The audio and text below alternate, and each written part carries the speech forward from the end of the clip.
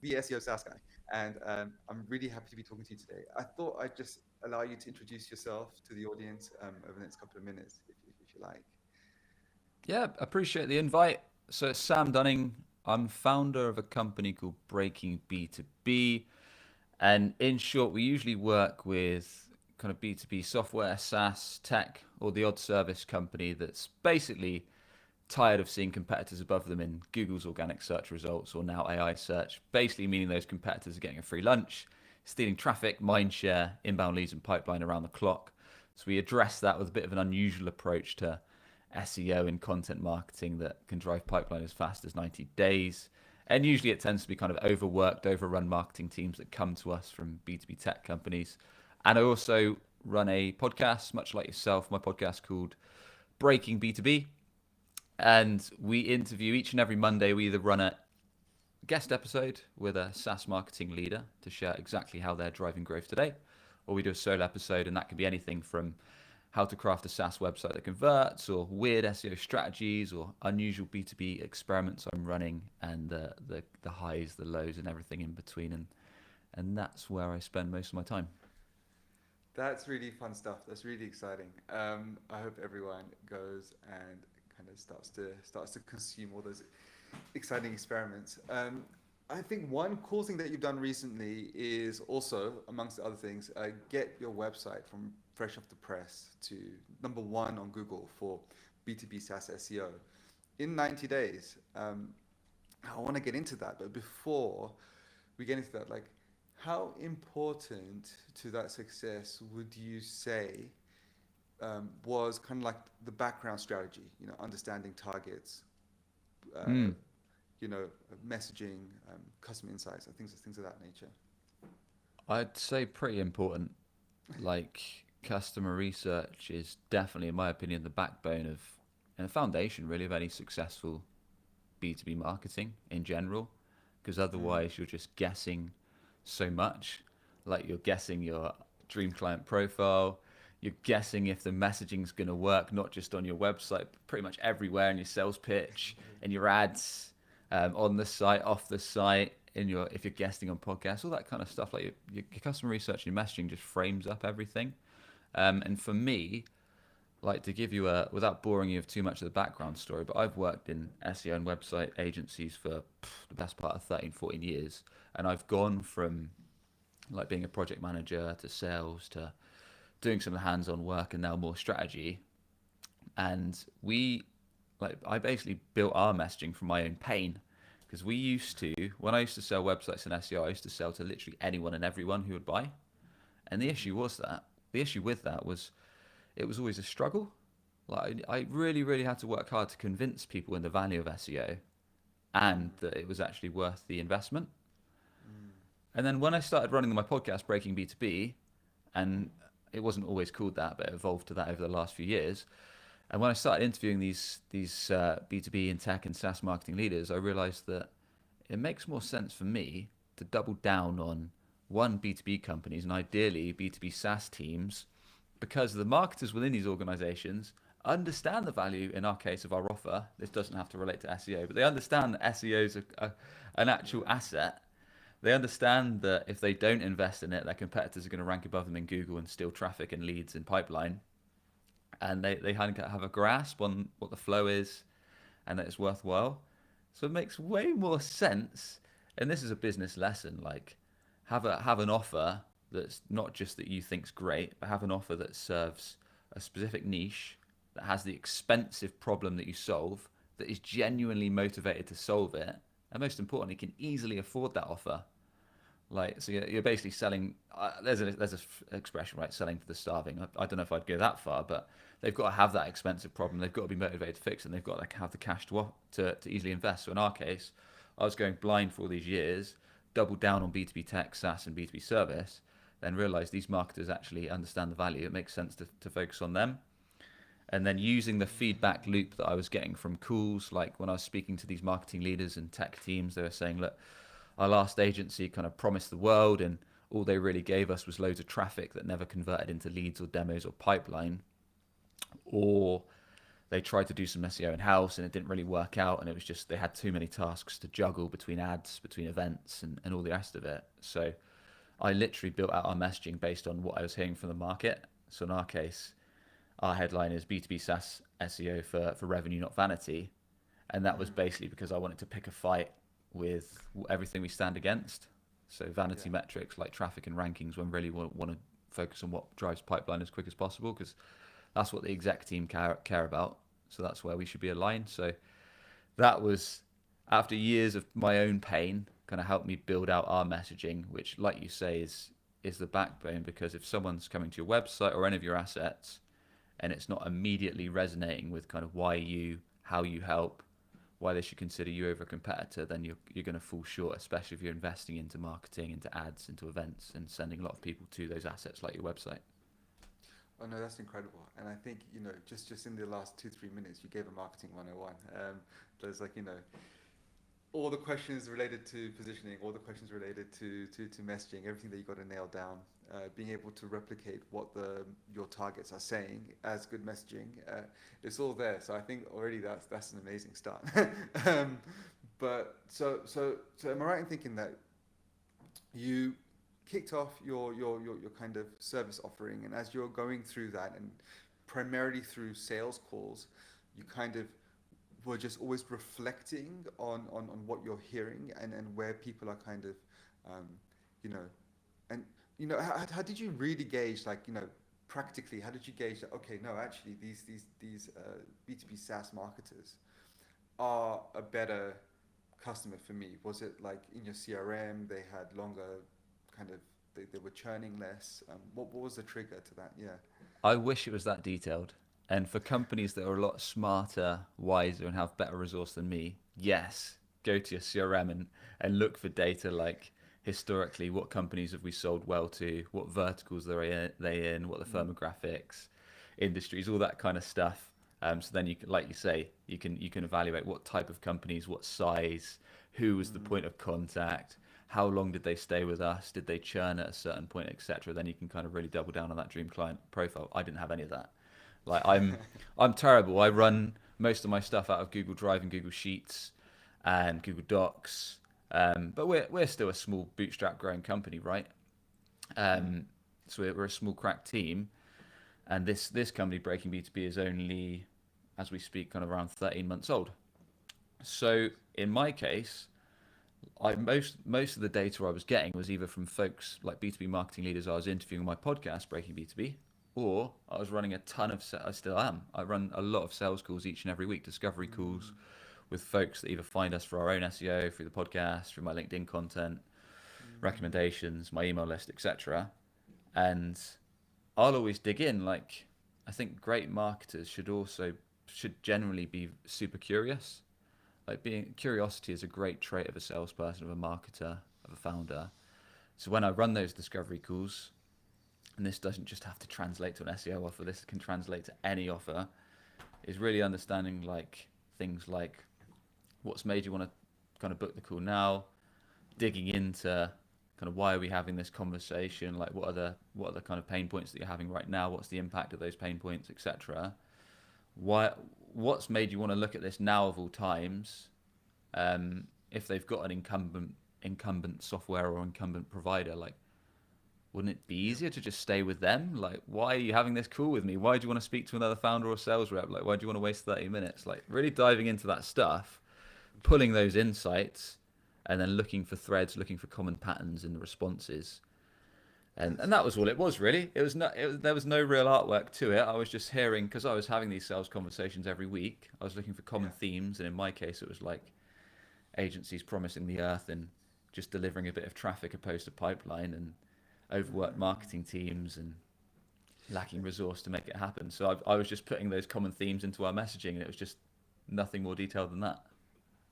That's super interesting. Like, how many calls do you reckon it was, just to get a feel of that? Like, before you were kind of like, okay, this is a theme appearing.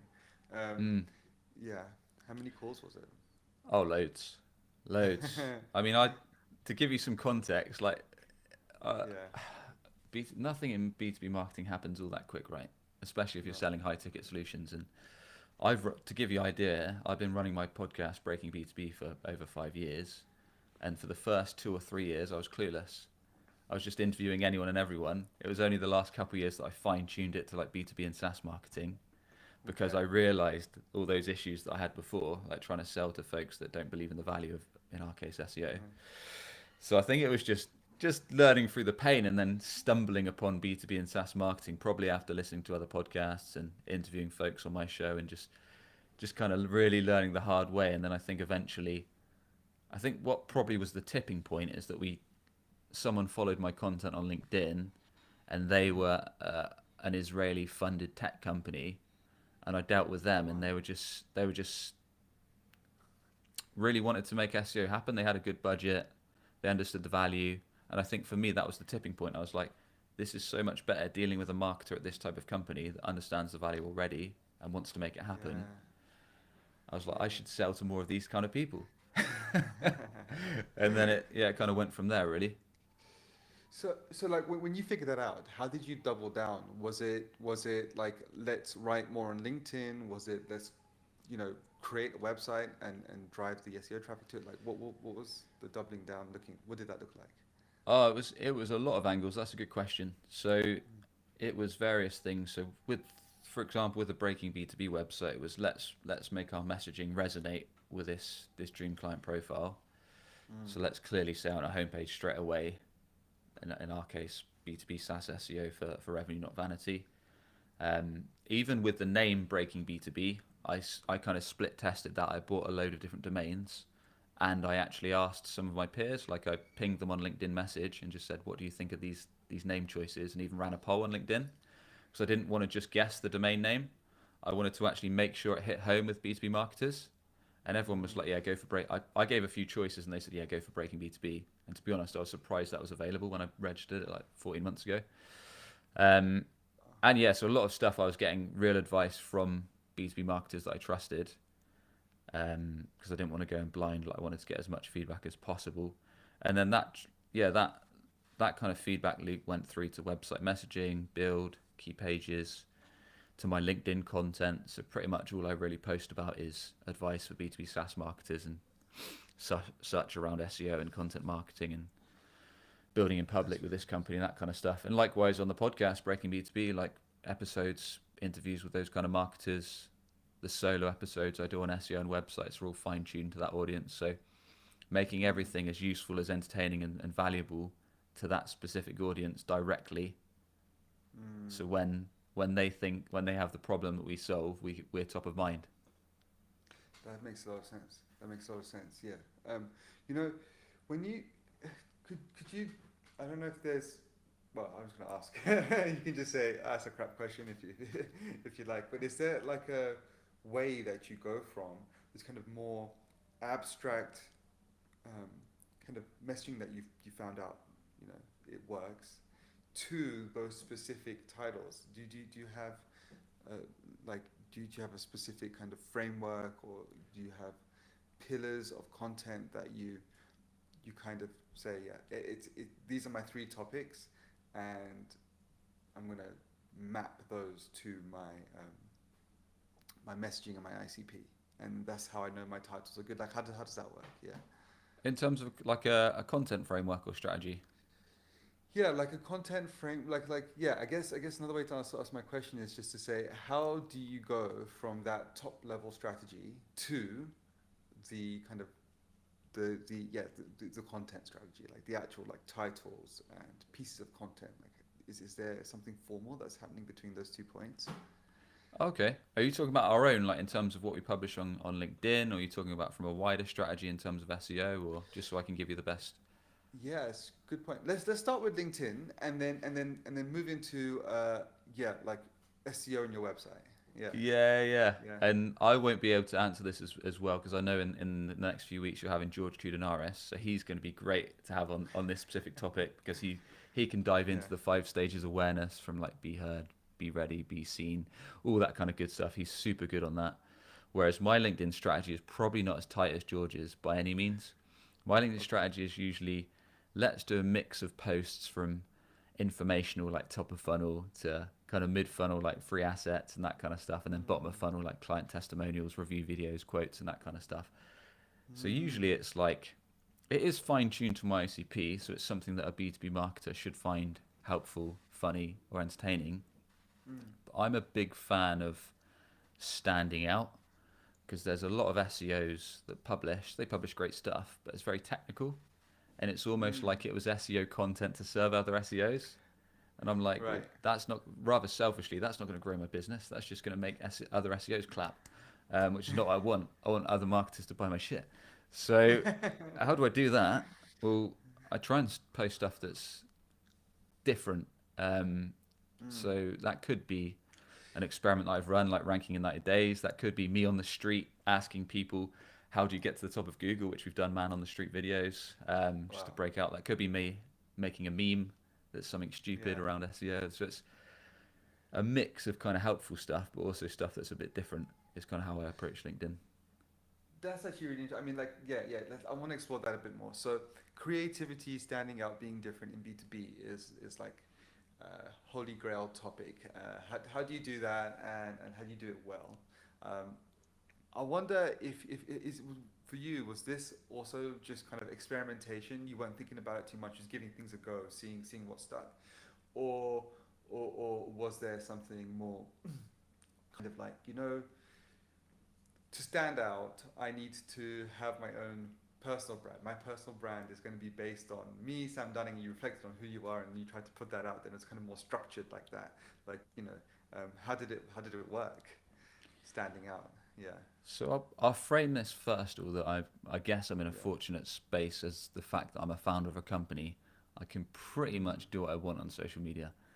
So a lot of marketers probably aren't in the same space where they need to get Yes. approvals and all that kind of stuff. Now, yeah, I've been on LinkedIn a long time, right? And Mm. it's getting harder and harder to get organic reach. So I think it's more and more important to, especially with the rise of AI, and anyone can churn out like any type of content at a flick of a Mm. switch. But so kind of having your own point of view is really important, and also doing stuff that's different to whatever, or trying to be different. So when it comes to experiments, I'm a big fan of experimentation in general, like going in with a bit of a hypothesis and thinking like, this might resonate with my ideal clients. I think this is a bit different, and I think this could have a good impact on whatever we're trying to do, whether that's more visits to our website, more leads, whatever.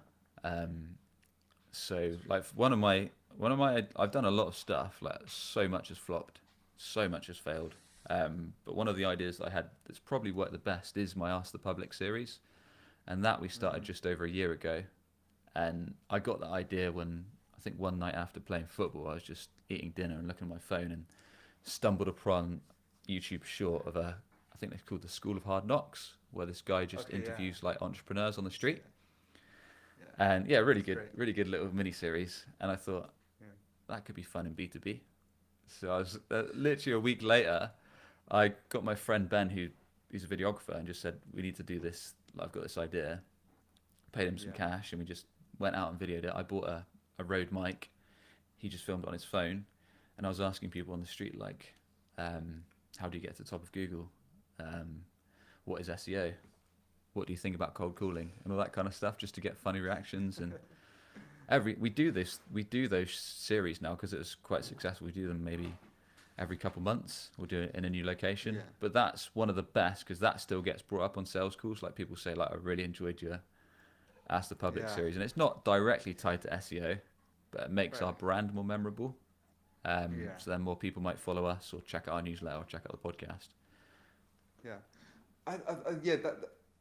That's so fascinating because first of all, I think experimentation. I need to also kind of build that into my kind of approach to LinkedIn a bit more. I think I'm too slow to just try lots of different things and slightly nervous still. I'm new to LinkedIn, so I Okay. still feel a um, kind of still a bit of a nervousness to kind of look stupid um, in the professional kind of context. But I think without without that fading fast mindset, you won't find that thing that works. And it's interesting that you also did these on the street interviews, because as you say, they don't relate directly to SaaS marketers in the sense that if you're talking about SEO to them, but it would resonate with them because they're looking for innovative ways to do content. They're seeing you do that, and you are talking about your service and your offering, SEO. So it's kind of interesting that yeah, that would act as like kind of like your brand piece, and it worked because it comes up in sales calls. Um, I had a YouTube channel once, and it was really funny because I was working with coffee, and I would record my journeys to farms, and then I was at a few weddings, and people that I never met in my life would come up to me and say, "Hey, you're you seem like a friendly guy. You doing all these crazy adventures, like as if they knew me, but I didn't have a clue who they were. So it works in the subtlest of ways. That's awesome. Um, That's exactly it. I think yeah. it's so just having those little ways to be remembered that, yeah, Mm, they've got to slightly link back to your product, sure, because yeah. otherwise it's almost pointless. But having something that will just differentiate you from the thousands of other companies doing a similar software or service or solution to you Exactly. is, yeah, just helps build up that mind share a bit more and that familiarity. And I think that approach, like kind of looking at things that are happening in off LinkedIn, right? So it could even TV is pretty interesting. Netflix, how they creating certain kind of 10-minute documentaries, just other forms of media, and then bringing it back into B2B is kind of an interesting way of doing it, and just like kind of taking notes of, oh, I just saw this format on Mm. on Twitter or TikTok, whatever it is, X, and kind of bring it in. It's kind of, yeah. I think that's pretty interesting way to do things. So um, then in terms of SEO, how do you do the same, right? So you got your target, you got your messaging, you brought it out there, it seems to be working, and now you've got to build it into a website such that it functions in a certain way, right? That it's searchable, that people find uh, the right search term in the right stage of the funnel. This is a lot more technical. Hmm. So how do you translate those two? Um, how do you translate your high level strategy into your SEO strategy? And maybe here you can also broaden it out to talk about other startups in general, if you like. Yeah, yeah, yeah. So it's always tricky when it comes to SEO and then getting that tied in with the rest of the messaging strategy. I think that's where a lot of companies fall short, and they kind of they go too hard one way on the SEO, and they go too hard on, oh no, we can't do anything to our website. Like doing an SEO campaign is going to completely ruin like our design or our messaging and that kind of stuff, and it doesn't have to if it's done strategically, and it's well thought out. So probably as you gathered, like our approach is if we're doing an SEO program for a B2B company, like how can we drive time to value? How can we drive revenue as quick as humanly possible? And we don't necessarily care about driving tons and tons of traffic. That'll probably be a byproduct of what we do. The traffic will go up. But instead, we care about how can we drive dream clients that have sales intent looking on Google or AI search now as well that are actively in market, are in that, Mm, as we know, the 95/5 rule, or in that 5% mm, that are actively searching or evaluating solutions in our space. How can we capture that demand? Because that's when SEO is mm. best to drive leads, pipeline, demos, signups, whatever our end goal is. That's it in its simplest form. And Cool. like you said, that's something we did at Breaking B2B when we started. I knew that I wanted to kind of drive inbounds from organic search as quick as humanly possible. So in our case, we went after terms like B2B SaaS SEO, B2B SEO, and did a big content strategy and aggressively published content and built links with partners and all that kind of stuff that we can go into.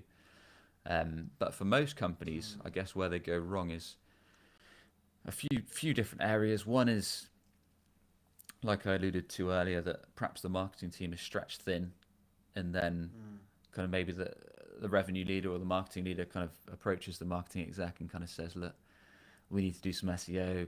I keep seeing all these brands ahead of us in the search results, and the problem is this marketer's probably got 100 jobs to do for that week, and adding SEO to their plate is another thing to stretch them even thinner.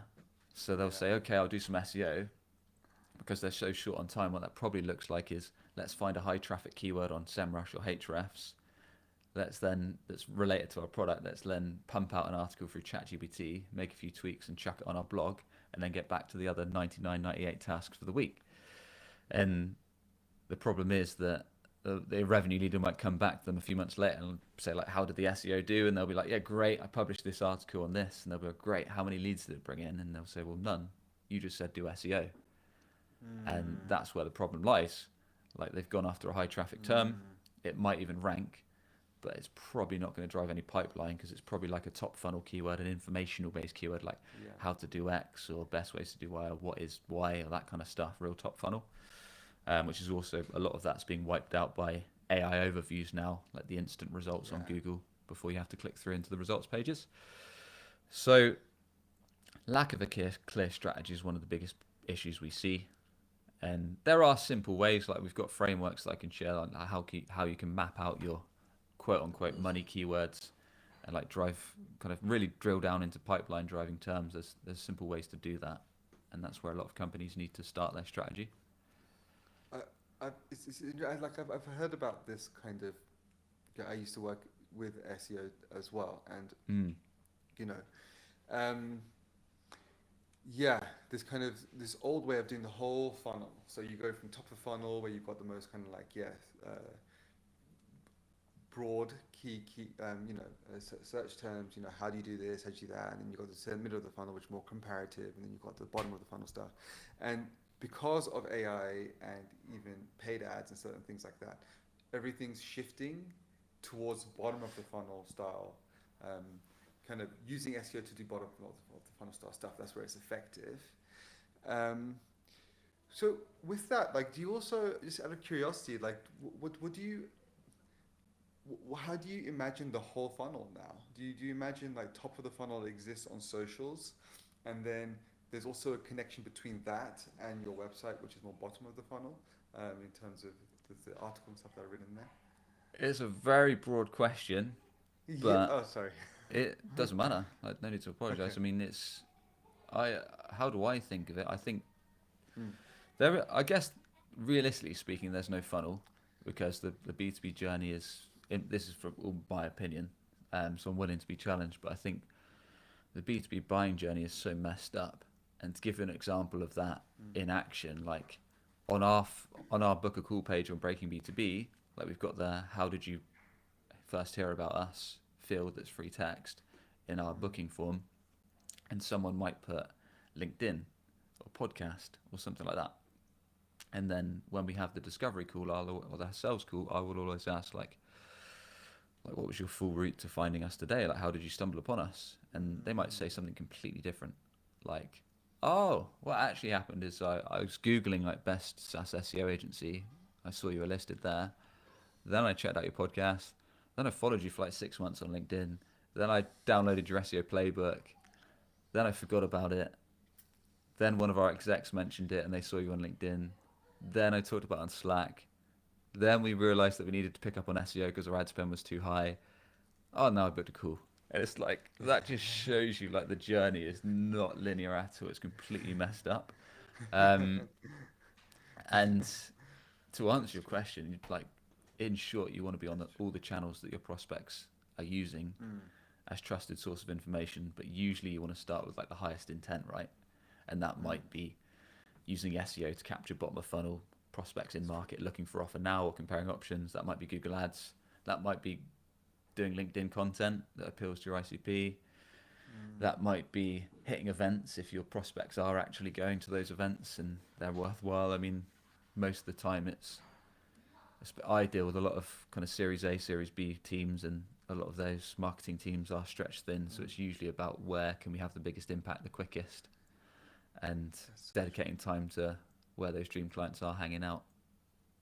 Exactly. I think one of the words that you mentioned there was intent. Like this kind of content that we're building, doesn't matter on which platform, has to connect to what you know would amount to like a hand raised, or where they're showing the highest intent. So how do you personally think about intent? Like what to you is a signal of intent on these platforms, and you could talk about the kinds of content that if it's consumed signals intent for you, or the kind of keyword that if it's searched for signals intent to you.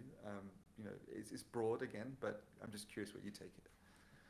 Yeah. Yeah, yeah. So I mean, I know there's a lot of, certainly over the last year, there's been a lot around intent data and things like that. So like folks that maybe been on various websites and have showed some kind of interest, and then that gets sold as data that your SDR or sales team can phone up and or email nurture, etc. That's not really my skill set.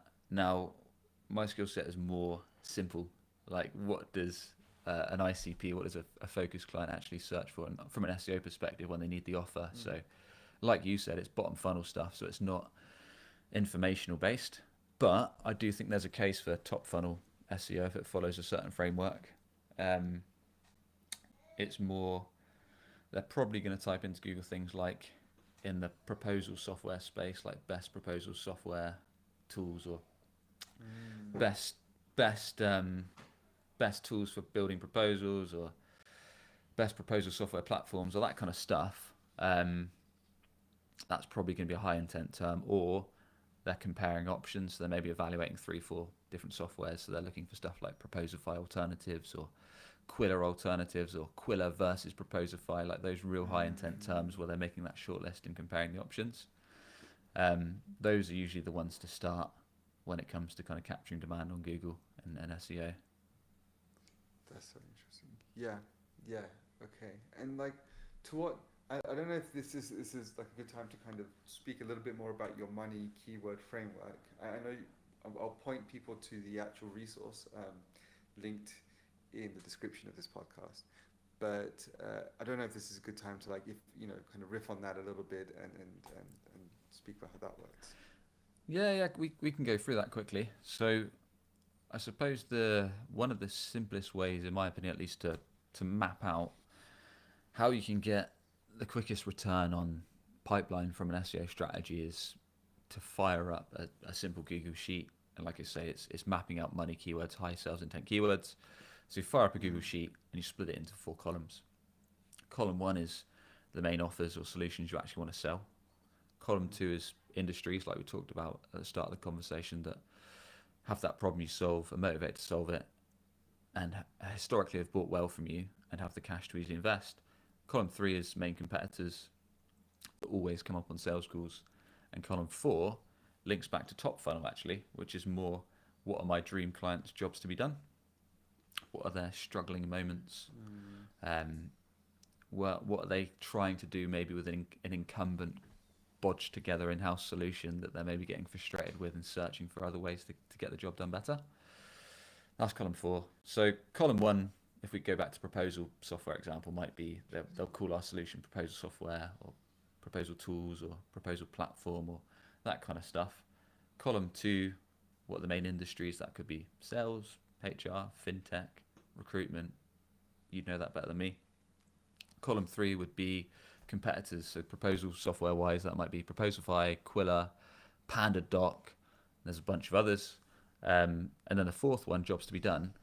What are those things that get raised on sales calls, like when a prospect tries to get the job done themselves, like how to build a sales quote in Google Sheets, or how to build a killer proposal in Google Docs, or how to craft sales proposals that convert, or how to increase my sales close rates, like those issues that get raised that your problem specifically solves. More top funnel, but those articles can be really useful for introducing your solution and talking about the pain points they might be facing and how you solve it. But this sheet with these 4 columns is all about building long tail keywords that your dream clients might search when they need your offer. So for proposal tools or proposal software, you might make keywords like best proposal software or best proposal tools. The issue is those are going to be really competitive and difficult to rank for, because there'll be a lot of competitors going for those and ranking well. So to start with, those might be ones that you chip away at long term. And to get a quicker win, you might go for industry, like offer plus industry, like proposal software for sales teams, or best proposal software for recruitment teams, or HR, or fintech, or those niches, because they'll be a bit easier to rank because they're more specific, but they'll still drive high sales intent leads.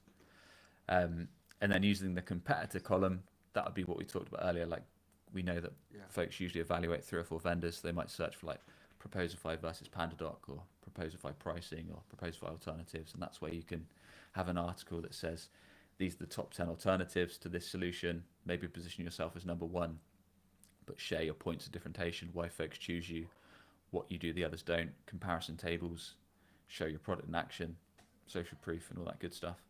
So this exercise is all about really exhausting that bottom of funnel and up to work out what are those dream clients searching for when they need the offer. You can run the long tail keywords through a tool like Ahrefs or SEMrush, but don't be too worried about search volume, as usually the higher sales intent keywords have less traffic behind them, but are more likely to result in those leads or those demos.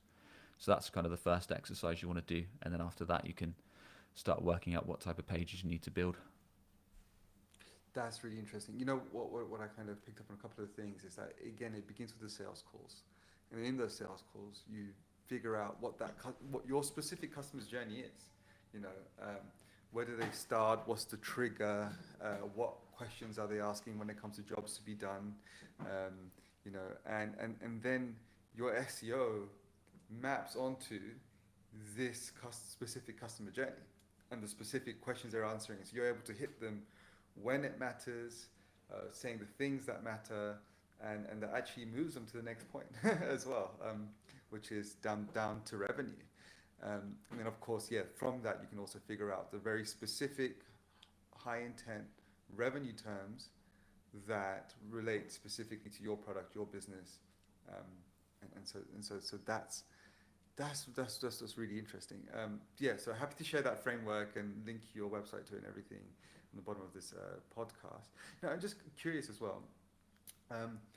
When you're trying to figure out those pain points, those jobs to be done, how do you pick up on what truly is something that is kind of something they want to solve now versus something that they're just talking about as yeah, you know, this could be better, but not gonna. Yeah. So Yeah. Jobs to be Done is a great framework. So I think it was Bob Moester and another guy that coined it. Now you should probably it depends how you consume information best, right? Like I'm big on YouTube and also audio podcasts, like listening. Listening's how I consume. So I listen like when I'm driving and all that kind of stuff. Nice. So yeah, try and get to grips with some of those frameworks. But there's a really good book called Gap Selling by a chap called Keenan. Talks about the gap between where a prospect is now and where they want to get to, so their current state and their desired state. And that gap, if there's no gap, there's no sale. If there's no gap between where they want to get to and where they are and where they want to get to, there's no sale. So it's a lot around.